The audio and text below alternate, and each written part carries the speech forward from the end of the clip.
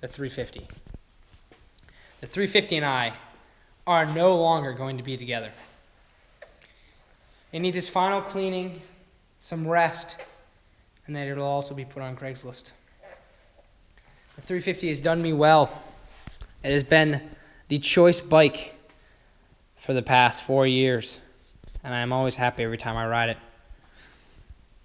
With my DNA orange and black wheels, TM designed skid guard and chain guides, KTM orange anodized parts, radiator braces, orange frame, recluse clutch. This bike has done everything I've ever wanted. FMF exhaust. It is the nicest bike ever. But I'm afraid it's finally time to let it go. And that WR, it's not mine, so it doesn't even matter. I don't care about that thing. Although, look at the exhaust on this thing. It is literally the craziest freaking exhaust in the world. Look at the opening on this exhaust. Like, that's not right. The 350 with the factory connection suspension, it has just been the bike. But it's old. It's 6 years old now. It's going to be 7 years old here very soon. And as much as I've loved it, the Boyson water pump, the shark fin guard, and everything else, it's time to say goodbye to the 350. So even though it is an end of an era with this bike, and the bike in the workshop, mainly because it's over there in the workshop because I have to change the oil before selling it, but it is the end for all three of these bikes. 2 are on Craigslist. The 350 is on its way there. Once I clean it up, it's going to be for sale. The other bikes are for sale. And I tell you what, it's sad. I'm gonna cry when I see this bike go. It has been my pride and joy for so long. The Zack Attack 1, Tom Herc bike.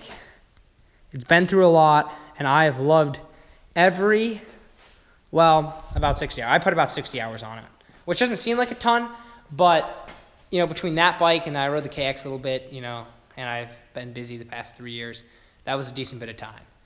But I tell you, with the end of 1, 2, and 3 bikes, births the beginning of a new bike. The BikeQuad. The 400. Absolutely fantastic. I can't wait. I've bought new parts for it. Wheels, tires, clutch. I got that high-end battery in there. And then a new airbox, because this one sometimes gets eaten by mice. I can't wait to make this thing what it needs to be. Absolutely can't wait. That is going to be the most legendary piece of equipment. Actually, it already is legendary, but it's going to get more. But if that's not exciting enough for you, don't worry. I have something else in store. The 2017 KTM 250 XCF. Yes, the 14,000 RPM redline small bore dominating machine. And I couldn't tell you, this bike couldn't be more perfect. I've been looking day and night for the past month for a 2017 KTM, a 150, a 250, or a 300, or a 250 XC. I've been all over the board, and I haven't found any. And I found this bike, and I'm so glad that I did, because it is unbelievable. It is the coolest bike I think I have ever seen.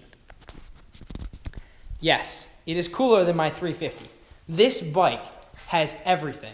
I don't think there is a part I could put on it. I don't think there's an aftermarket addition I could do to make this bike better than what it already is. Just from here, you can tell it's got the factory connection shock in place of the 48 Air fork, or the Air 48 fork. It's a superior setup to the Air fork, and I know that because the guy who built this bike works at KTM, and he knows everything about these bikes, everything about the factory edition bikes, and he's owned this bike for a month and a half and sold it, and I am the luckiest owner to get one. So it's got the factory connection suspension in place of the Air fork.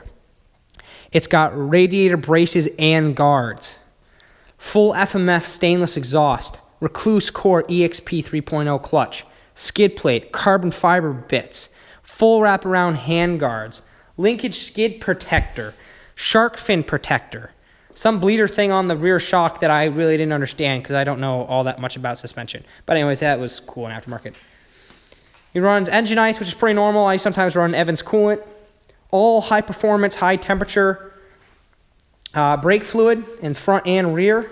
Brand new tires he put on this weekend in place because he thought he was going to continue riding it and race it, and threw it on Craigslist, and then I came in like Batman and swooped in and took it. Front tire is also brand new.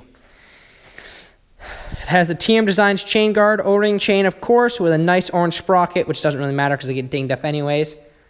But probably what blew my mind the most was traction control. This bike has a map switch with traction control. I had no idea that these bikes came with that, and I am psyched, literally psyched to try it out.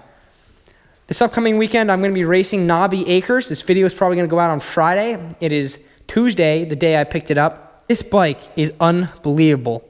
The only thing I think I could really add to it is a front rotor guard that's plastic. Maybe I'll take that off the 350 because it looks cool, but I really can't add anything. This bike is awesome. It is perfect. It is anything I could ever want and more, and I got it for a smoking deal with all of these parts. A smoking deal, like literally on fire. I just can't get over how nice this bike is. And I just, oh man, it is gorgeous, and my mouth is watering, my heart is beating, and I just want to ride this bike, but I can't because it's 10 o'clock at night.